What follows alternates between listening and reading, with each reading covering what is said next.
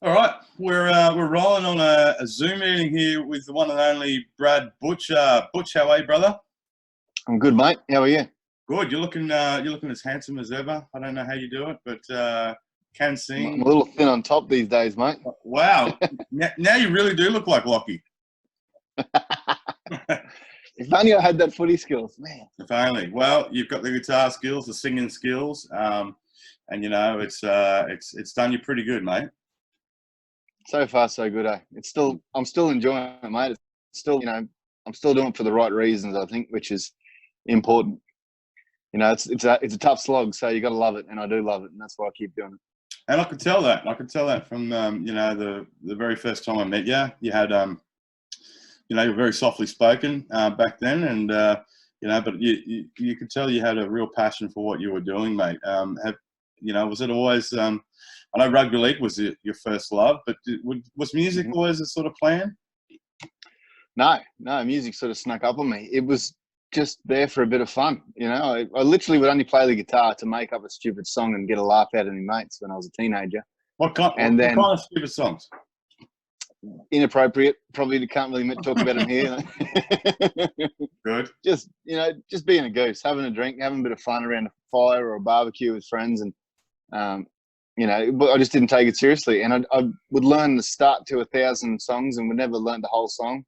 And when the footy injuries got the better of me, and those days came to an end, I had a couple of mates in Mackay, Scotty and Dean Raybine, who came and said, "Do you want to start a band?" So I had to sit down and learn the next 3/4 of all those songs I'd started, and then we started playing covers around Mackay, and it went from there. So no, it was never something that I consciously went, "That's what I'm going to be."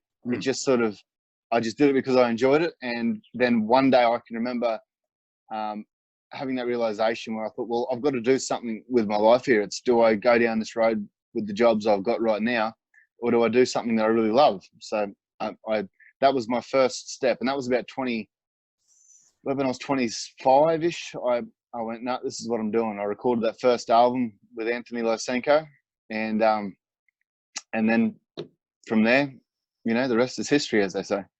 The late great Anthony Lysenko, a big loss to the music industry. You must have felt that pretty hard as well.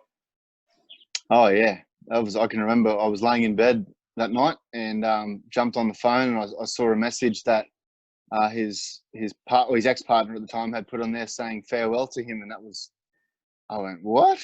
And I called Tom Busby up straight away and said, mate, what, is this for real? And he made a phone call and called me straight back, and yep, couldn't believe it. And I'll never forget that. I was stunned, and it was kind of like went to sleep that night, woke up the next morning, and then it sunk in.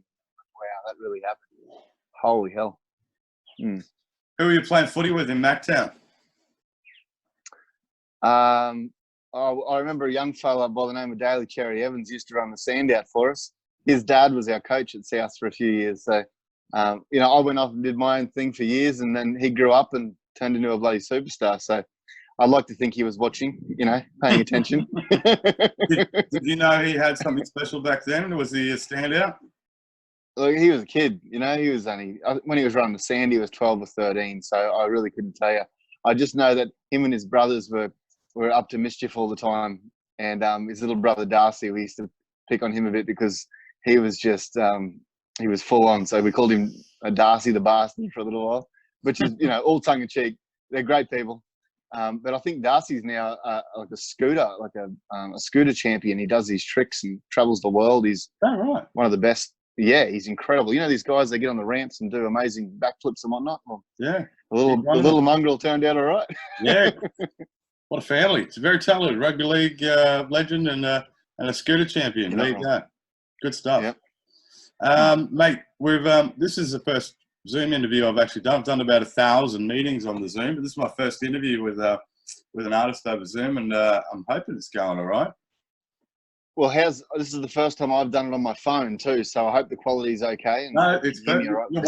Your Wi-Fi must be good at home there, mate. Your NBN or whatever you're doing there, it's pretty bloody good. We upgraded, yeah. Yeah. Need that.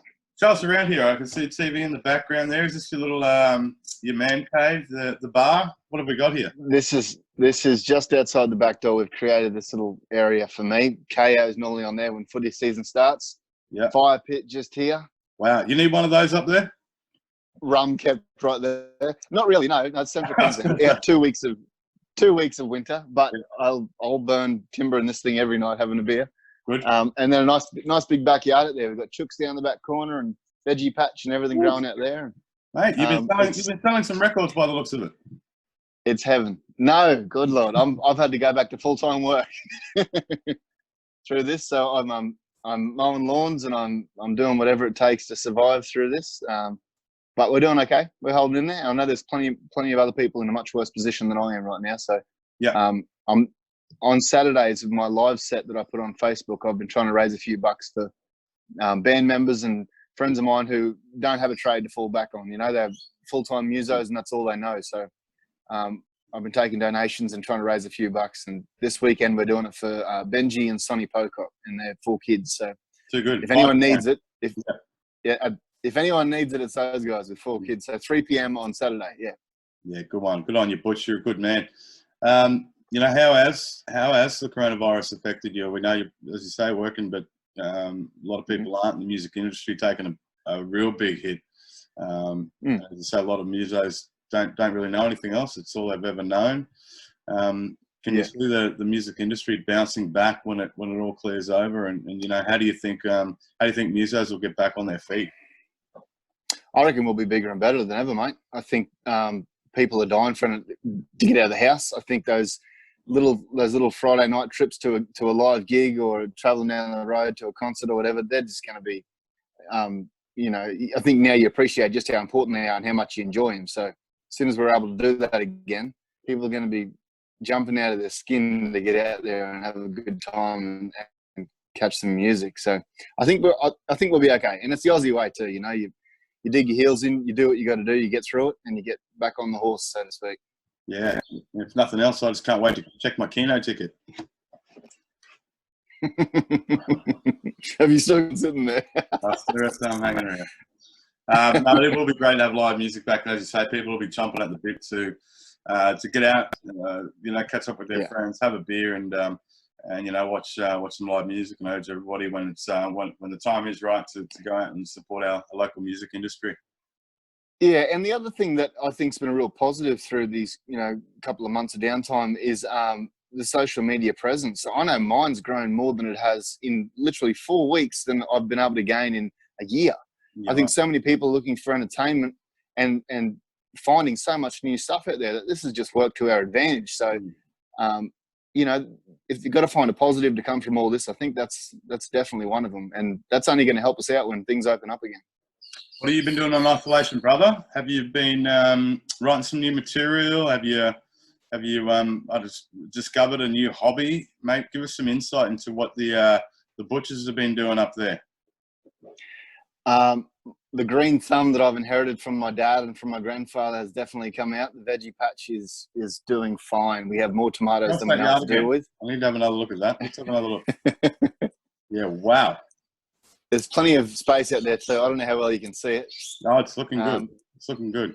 It's nice and green, and we've had a bit of wet weather too, so that's kept it in good stead. But I don't know. I've just been pottering around the house. I think a lot of people have been doing the same, and little projects. I'm about to build a deck just here next to the fire pit, and it's all. I think everything I do outside is around drinking, really, but that's okay. It's all within moderation. Well, I know we're itching for the footy to get back to. Butch, you're a Broncos man. Hell yeah. I can't wait. It was sad that we had to pull up after a couple of weeks because the Bronx were looking red hot. Yeah, I hope they kick back into the same gear they were in before it shut down. But you never know. It's these little things that change, you know, mindsets, and you just don't know. It's basically the season starting again, you know. So those 2 games, I don't know, are they going to keep the points? I did hear something about them stripping the points. No, it can't happen. Those games have played. They've got to keep the points. Yeah, good. Couldn't agree more. Fingers crossed. Well, you know, that's what I think. I'm with you there. Yeah. But yeah, I think they're looking sharp. I reckon they're looking like real premiership contenders. And, you know, I don't know how long the season's going to be now, or whether they're going to cut it short or play through Christmas. I don't know. Who cares? But let's just get it back.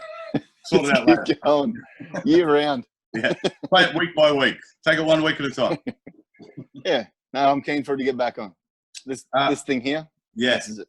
Yeah. All right. Well, let's give you a little concert to plug again. Where can people find you on social media? What are you going to be doing? How can we watch? Yeah. Well, there's every Saturday at 3 p.m. on my Facebook page. I do a live set for about 45 minutes. I play a bunch of requests, a bunch of my own stuff, other people's stuff, and also raising money for every week. It's a different band member out of work. So we're taking donations straight to my PayPal account, which 100% goes to whoever we're raising it for that week. And every week there's also a giveaway. I'm Traveling Salesman merchandise pack, which is a hoodie, a CD, and a T-shirt. So just by being on there and sharing the live video, you go into the draw to win that every week. And also I have a gig coming up. I actually have a gig. This is incredible. I know this is groundbreaking news. Stop the press. You're breaking the rules, mate. We're supposed to be flattening the curve. What are you doing? It is a live gig. But again, through my mate Tom Busby and Jeremy Maru, these guys have been running a thing in Brisbane every Thursday night with Anglo America, I think, are the major sponsors. And it's a live feed. Troy Casadali played last night, I think it was. The boys played last week. There's a whole range of guests, and I'll be involved in that at some stage in May, early in May. So I'll keep you posted on my page again, but I'm, counting my blessings there. I scored a gig somehow through all this. Well, please do, mate. Keep us posted, and we're going to add a little video clip of one of your songs to this video here. What are we going to play? You tell me. Well, we're about to release a single called no, we can't do that one because we don't have a video for it. No video. We're going to release a single without a video. We're going to release a song called Suburban Myth. So you can put a link there if you want to Spotify, if you like, mate. We'll do that. But if you want to throw a video up, well, I'm All In's the current single, and it's out there off my album Traveling Salesman, and the support has been amazing behind this one. So thanks everyone who's been listening, and to 98.9 as well. No worries, Butch, mate. Always good to see you, and good to see your yard there, mate. Give us one last look. That's something. We're thriving. We're thriving here in Rockhampton. Life is good. Wow. Fire pit as well. Who would have thought in Rockhampton? Come and join me for a drink around the fire pit, would you? I will, mate. And we'll park over there, and we'll watch some Broncos on that telly behind you. How's that? Done. We'll make it the grand final. The grand final. It sounds good. Butch, all the best, brother. Thanks for zooming with me, dude. Thanks, Dan. Anytime, mate. Anytime.